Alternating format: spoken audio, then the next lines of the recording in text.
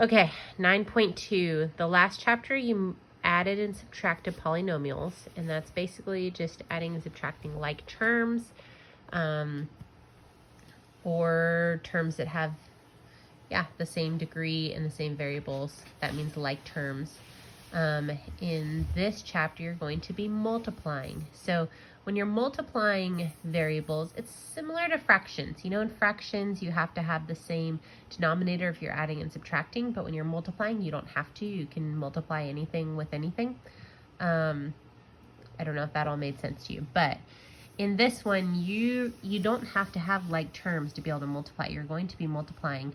And you can see here, if it's parentheses like this term out here, multiplying times everything in the parentheses, you're going to literally do that. This term times this term, this term times this term, this term times this term, and this term times this term. That's a distributive property, which you've learned about before, but it's just kind of a new, different way of looking at it because it's using polynomials now for monomials. So this is taking a monomial and multiplying it times a polynomial to the fifth. I don't know how to say that. It doesn't have a fancy term, but polynomial with 5 terms in it. So we take this one, 2x cubed times x cubed. So that's now going to be 2x to the 6th power.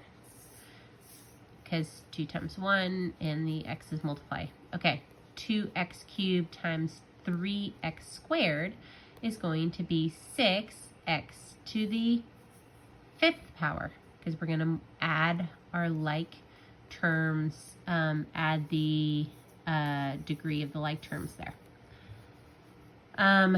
Negative 2x times 2x cubed, that's going to be negative 4x to the 4th power. And then this last one is going to be 10x cubed. When you're multiplying everything times something to the degree of 3 cubed, you know that everything's going to be at least that degree and higher. So you can see the answer that I just said is right there. 2x to the 6th power plus 6x to the 5th power minus 4x to the 4th power plus 10x cubed. And we have a 10x x cubed there. There's no x here, so that's going to be, x cubed is going to be our smallest one. Okay, now this one, we're taking a binomial and we're multiplying it times another binomial. So in order to do that, they did it this way. I would do it a little different way, but they made it a table, kind of like the way you used to do multiplication way back in the day. And you would